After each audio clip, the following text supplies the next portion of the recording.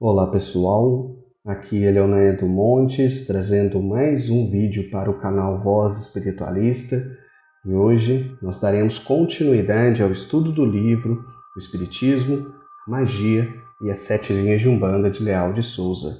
Mas antes de nós começarmos, alguns recados rápidos.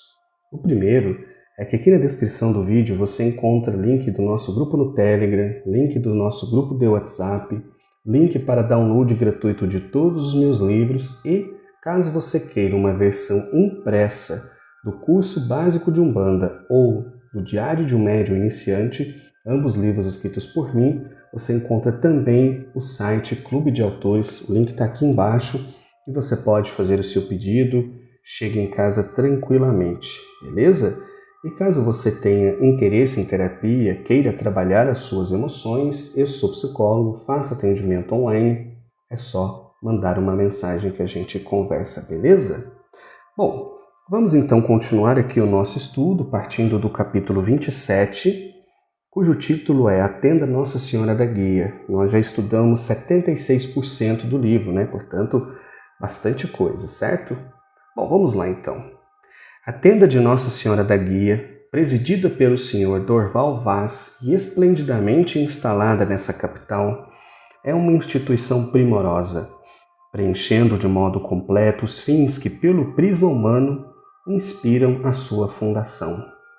Possui já desenvolvidos, revezando-se na intensidade brilhante de seus trabalhos, 60 médiuns de todas as linhas, e prepara nas experiências de desenvolvimento sob a direção de guias vigilantes, mais 230, oficialmente matriculados nos seus programas.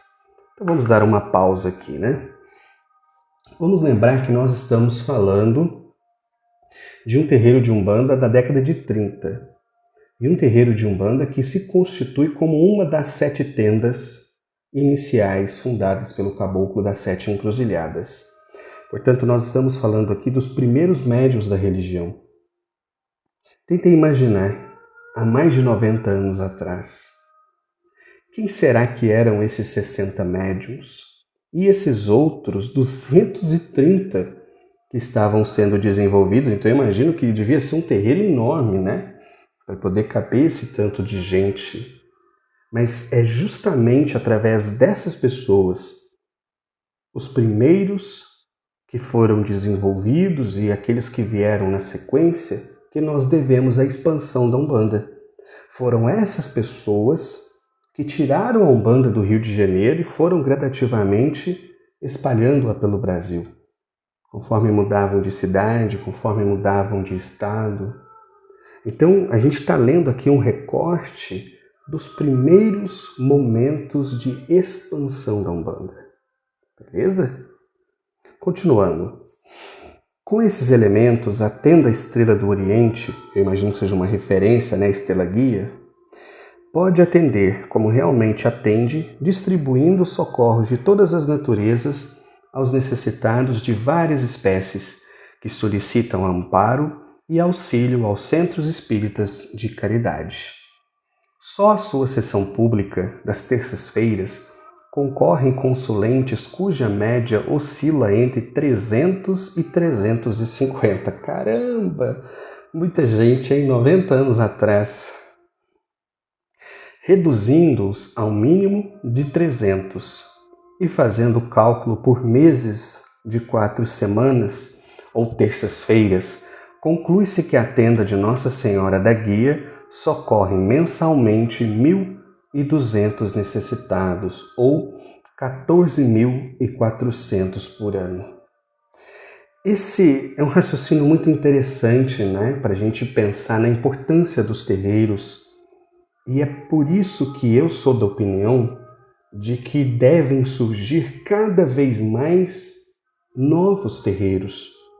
Às vezes, infelizmente, a gente vê relatos de pessoas que falam assim, um dirigente do meu terreiro não aceita que alguém se torne dirigente, não apoia aquelas pessoas que têm que fundar outras casas. Muitas vezes até faz o contrário, né? Dificulta a saída das pessoas do seu terreiro, como se ali fosse todo um mundo existente. E é um pensamento muito mesquinho, é um pensamento egoísta. Imagina se a Umbanda tivesse ficado restrita lá na tenda dos velhos, seria um desperdício. Então, cada vez que um terreiro surge, um terreiro comprometido, um terreiro sério, isso é motivo de alegria, isso é motivo de felicidade, porque isso quer dizer que centenas de pessoas serão atendidas mensalmente. Isso é um ponto extremamente importante. E às vezes a gente se esquece disso, né? As pessoas ficam ali presas nos seus pequenos feudos e esquecem que a finalidade última do terreiro é socorrer essa multidão que está aí fora. Eu costumo dizer, por exemplo, que atualmente nós temos uma fila de espera de desenvolvimento no nosso terreiro de no mínimo 3 anos. Isto quer dizer que pelos próximos 3 anos a gente não consegue mais colocar gente no desenvolvimento. De tanta gente que está sendo desenvolvida na casa. Só que isso é muito pouco, porque toda hora chega uma pessoa com mediunidade, querendo trabalhar, não acha onde, certo? É por isso que a gente luta para que haja mais terreiro, não menos terreiro. E eu aprendi com os guias que cada casa que fecha é um ponto de luz que se apaga na Terra. Então nós temos que pensar muito nisso, né? Eu fico imaginando esse terreiro 90 anos atrás, fazendo ali as suas giras às terças-feiras e reunindo 300 pessoas para tomar passe, 90 anos atrás. Isso já seria uma façanha hoje. Imagina aquela época, hein?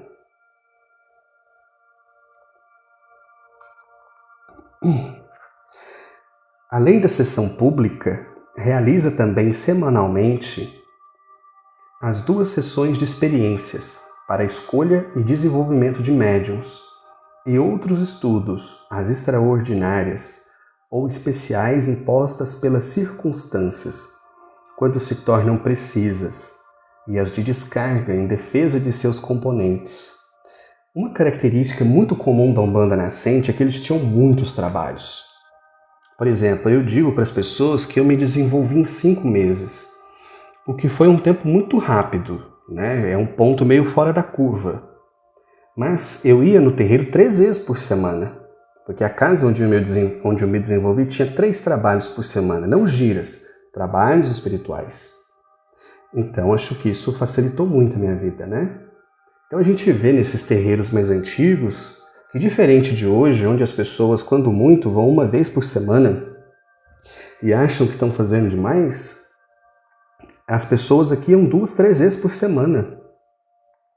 Então, além da gira, ainda se tinha outras sessões de desenvolvimento, essas sessões de descarga, que eu particularmente não tenho muita certeza do que se trata.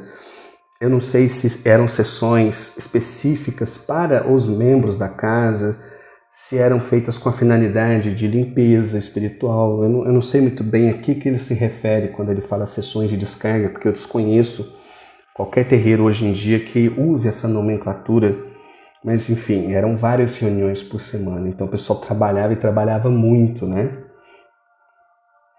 Trabalham em seu terreiro como chefe presidente espiritual o caboclo Jaguaribe, como de imediato o caboclo Acarriba, e como substitutos eventuais pela ordem de antiguidade na tenda Garzanã, o caboclo Sete Cores e mais Giramato e Bagi, todos pertencentes às grandes falanges da linha de Oxóssi. Possuem ainda esses trabalhadores tanto os auxiliares quanto são os médiuns desenvolvidos.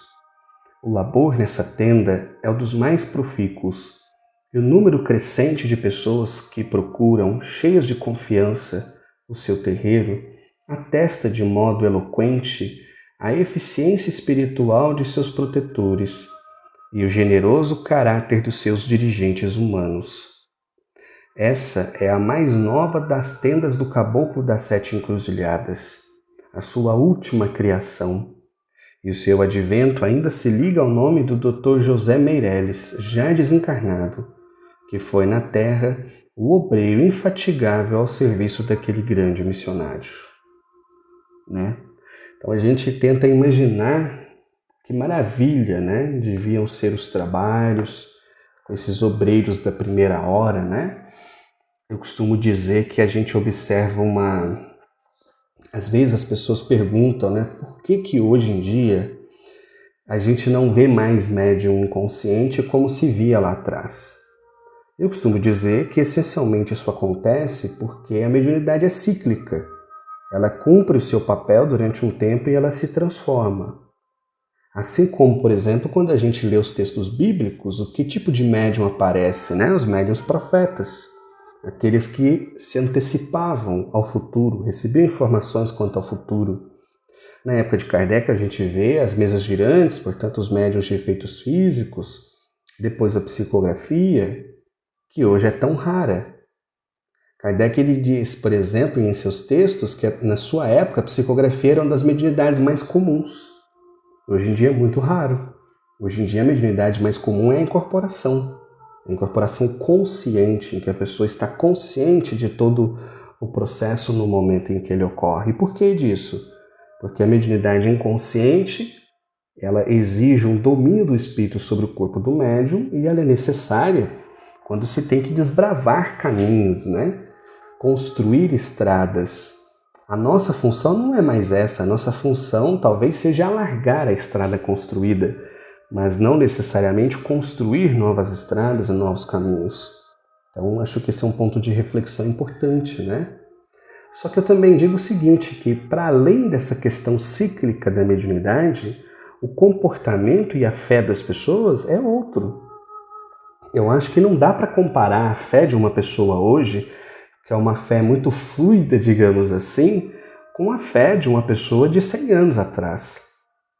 Essas pessoas, elas viveram situações que nós sequer imaginamos, porque nós já estamos inseridos no mundo de facilidades, né? Se eu quero carne, eu vou no açougue ou eu vou no supermercado, eu compro.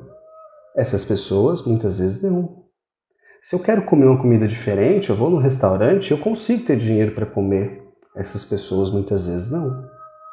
Hoje em dia, a gente tem que lidar com o preconceito, sim, mas o preconceito que essas pessoas viveram devia ser atroz. Então há uma diferença muito grande de comportamento entre os médiuns do passado e os médiuns de hoje, né? Hoje em dia você tem quase que implorar para o médium trabalhar, mostrar para ele que vale a pena estudar, que o caminho da espiritualidade é bacana. E o terreiro concorre com um monte de coisa, né? O terreiro concorre com o celular, o terreiro concorre com o TikTok, concorre com a balada, concorre com o cinema, concorre com a pizzaria, né? E muitas vezes, para muitas pessoas, o terreiro está em segundo, terceiro plano. Para essas pessoas, não, estava em primeiro, né? Então, enfim, dá para a gente imaginar a dedicação dessas pessoas, a fé robusta que elas tinham. Então, enfim, isso me parece uma evidente diferença entre antes e agora. Bom, capítulo 28, as festas da linha branca. Para mostrar na esfera da realidade terrena uma organização da linha branca de Umbanda e Demanda, citei a que melhor conheço, porém essa citação de modo algum representa a primazia, quer sob o aspecto de prioridade, quer sob o de superioridade. Outras, sem dúvida, existem em nosso meio, fundadas e dirigidas pelos grandes missionários do espaço. E entre os numerosos centros que funcionam isoladamente, muitos são ótimos, preenchendo de modo completo as finalidades da linha. Então, olha que interessante, né? Ele faz ali a referência na tenda Nossa Senhora da Piedade, ele fala um pouquinho das outras tendas fundadas pelo caboclo, mas ele diz, não são as únicas. Então isso já nos mostra, né, que nesse período a Umbanda já tinha se espalhado, né, que já existiam outros terreiros funcionando de forma isoladamente, ou seja, independentemente daquela orientação vinda inicialmente pelo caboclo das 7 encruzilhadas, como aliás acontece até hoje. O próprio caboclo das 7 encruzilhadas assiste, fora de sua organização, outras tendas, e costuma auxiliar com suas falanges os trabalhadores de boa vontade que o invocam e chamam em suas reuniões. E creio que os demais protetores não deixam de atender aos apelos de corações honestamente devotados ao serviço do próximo em nome de Deus. Olha que parte bonita, né? Então, ou seja, o caboclo das 7 encruzilhadas auxiliava outros terreiros que não os seus, que não aqueles que ele originalmente fundou ou deu ordem para que fosse fundado. Isso é uma coisa que hoje praticamente se perdeu na Umbanda. Eu costumo dizer que a grande maioria dos terreiros, eles se comportam como pequenos feudos. Então você entra ali dentro, puxa a ponte elevadiça, em torno tem um fosso e acabou, ninguém entra, ninguém sai. A gente infelizmente tem o desprazer de ouvir que até hoje existem dirigentes espirituais que proíbem os seus médiuns de visitar outros terreiros, sob pena de expulsão. Não vá não, porque se você for, tchau para você. E por quê? Vai cruzar a linha, que é uma das desculpas mais esfarrapadas que eu conheço, né?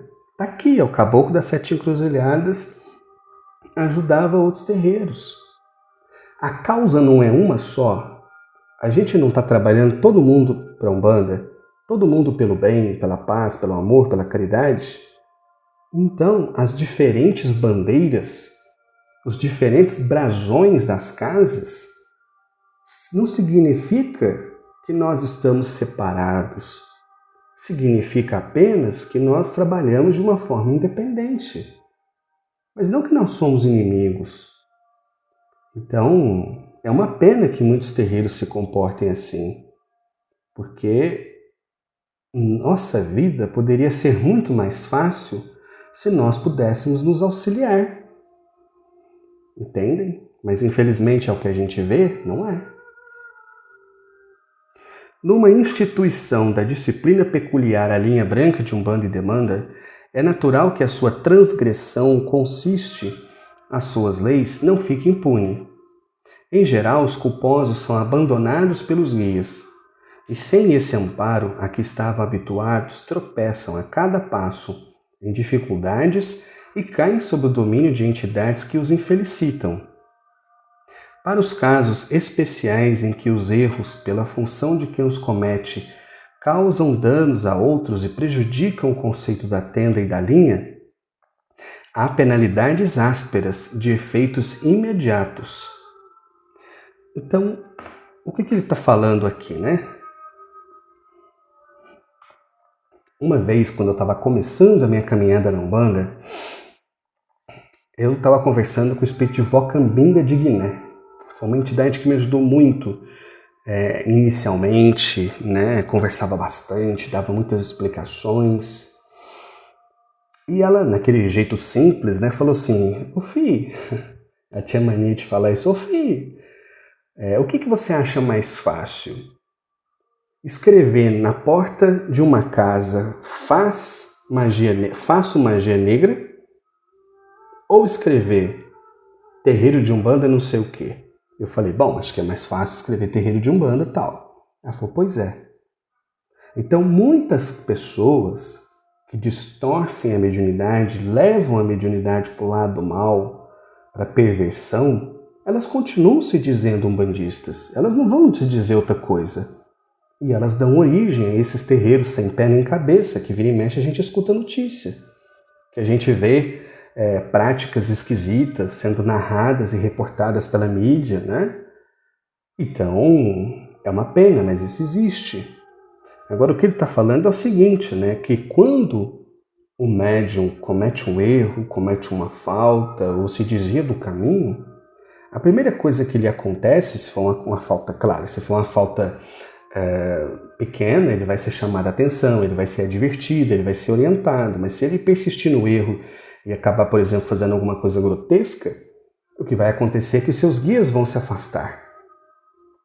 E conforme os seus guias se afastam, ele, enquanto médium, está sujeito a todo tipo de interferência que pode chegar. Espíritos obsessores, zombeteiros.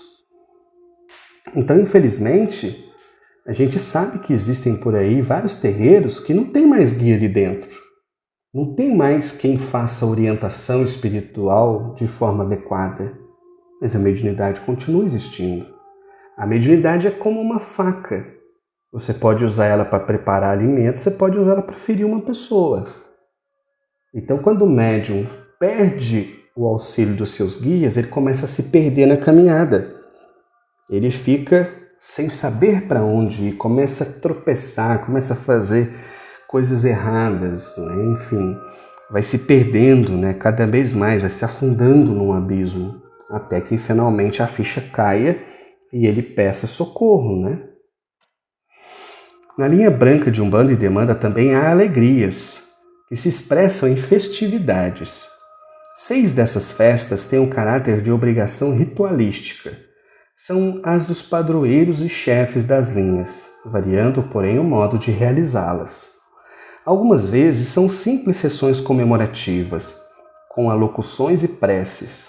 Outras comportam a participação de espíritos que incorporam para produzir orações referentes ao dia ou para transmitir mensagens de estímulo de entidades superiores.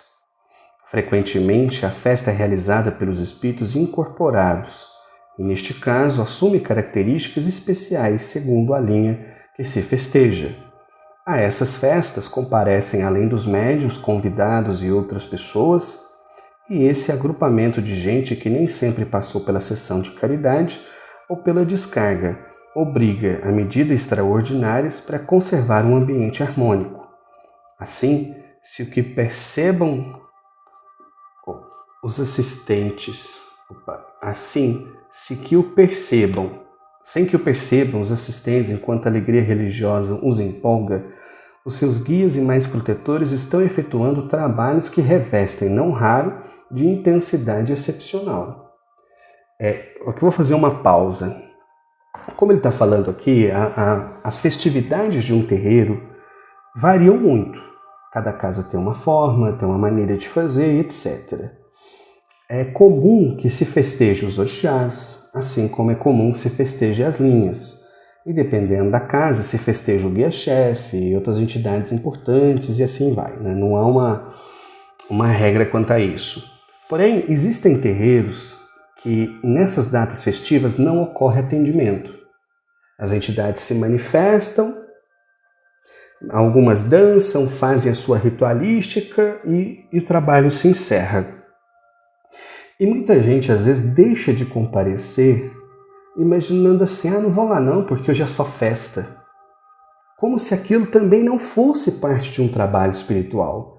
E como ele fala, sem que as pessoas percebam, os guias que estão ali estão ajudando, estão fazendo uma limpeza, estão fazendo um descarrego, estão dando um passe, estão intuindo, ainda que não haja atendimento direto. Por essa razão, é o que eu costumo falar também, né? Acho que hoje na Umbanda, uma boa parte, tá coçando aqui, uma boa parte dos consulentes, eles são muito utilitaristas, né? Então, assim, eles vão no terreiro quando eles acham que tem vantagem para eles. Senão eles não vão. E aí quando tem, não é o nosso caso. O nosso caso, quando tem festa, também tem atendimento. Mas eu já visitei terreiros que estavam fazendo festa e já visitei esses mesmos terreiros em dia de gira. E você vê que não dá para comparar. Dia de gira está muito cheio. Dia de festa não, está vazio. Não tem atendimento? Não vou conversar com a entidade hoje. Não, então eu também não vou. Como se aquilo não fosse um trabalho espiritual. Então, enfim, é mais uma mancada aí que os umbandistas frequentemente dão. No dia de Cosme e Damião, baixam festivamente às tendas espíritos que desencarnaram em idade infantil e com os quais é necessário, além do carinho fraternal, certa vigilância, porque eles, apossando-se dos médiuns, procedem como crianças e, como estas são indiscretos, comentando sem respeito às conveniências sociais qualquer pensamento menos nobre ou mais atrevido que surpreendam em algum cérebro. Então, vamos lá, esse é um comentário interessante. Eu vou até repetir o que ele fala aqui, ó. No dia de Cosme e Damião, baixam festivamente às tendas espíritos que desencarnaram em idade infantil. Hoje eu vejo na Umbanda, e assim, eu vou deixar claro que eu respeito todas as doutrinas, como eu sempre falei, religião é uma coisa humana, ninguém sabe quem está certo, quem está errado, e é isso, é a tentativa do homem de alcançar o espiritual, ok? Ok. Beleza. Mas o pessoal hoje em dia inventa cada coisa para tentar explicar o que são a linha das crianças. São encantados, são seres que nunca... uns falam que são seres que nunca viveram na forma humana, outros dizem que são pessoas que nunca morreram, que passaram de corpo inteiro para o mundo espiritual. Nossa, eu falo, gente, que viagem! Dia de Cosme e Damião, dia de festa de Cosme e Damião, todo médium vidente vê a casa cheia de criança. É criança correndo para um lado, é criança correndo para o outro. Então são sim espíritos cuja vida passada se encerrou ainda na infância e que por uma razão ou por outra eles resolveram manter a forma infantil. Então quando eles se manifestam no terreiro, são crianças e é por essa razão que na nossa casa a linha das crianças só atende criança. Por quê? Porque são crianças, horas. Eles não estão ali para conversar assuntos da vida adulta. Assim como a gente, adulto, não conversa certos assuntos na frente de criança. Gente, para mim isso é o óbvio, é tão simples, que eu fico pensando, por que tem gente que inventa moda, sabe? Quer inventar a roda, e aí vai dizer que não, que as crianças são elementais, não sei o que. Eu falo, caramba! Sem mais comentários. No fim das grandes demandas, isto é, quando se remata vitoriosamente um esforço maior em benefício do próximo, também se realiza sem caráter obrigatório uma festa em que se confundem na mesma satisfação aos espíritos e os homens. Não sei exatamente como seria isso, fico bastante curioso. No encerramento do retiro anual, a sua última cerimônia é festiva, mas é íntima, abrangendo apenas os que pelos seus encargos são seus participantes forçados. É rigorosamente ritualística e de uma grande beleza, que eu imagino que seja uma gira de encerramento, de ano. Bom, acho que por enquanto tá bom, Não vou avançar aqui na leitura, porque eu tô me recuperando da Covid, Então não posso, inclusive, me forçar demais não, Que senão a corda arrebenta. Bom, espero que aqueles que estejam fielmente acompanhando esse estudo que nós começamos dia 31 de dezembro de 2021 e nós já estamos entrando aí no terço final do livro. Espero que vocês estejam gostando, espero que as reflexões e comentários que eu trago aqui possam ser úteis a vocês e as doutrinas que vocês seguem, E acho que hoje a gente refletiu sobre assuntos bastante interessantes, importantes e que ainda levam muitas pessoas à confusão, Lembrando que o propósito desse estudo é a gente conhecer um pouquinho sobre as origens e não necessariamente afirmarmos o que está certo ou errado, porque eu não vivo essa Umbanda. Dessa Umbanda aqui eu compartilho valores, os valores são os mesmos. Tudo o que Kiko Leal de Souza descreveu de A a Z, a gente segue integralmente. Valores, mas não as práticas. As práticas são muito diferentes. E acho que na Umbanda, o que falta para nos unirmos é isso. É as pessoas deixarem de lado um pouquinho essa questão dogmática, as práticas e focarem nos valores. Aí eu acho que a gente pode se unir mais. Por enquanto é isso, um abraço e até o próximo estudo.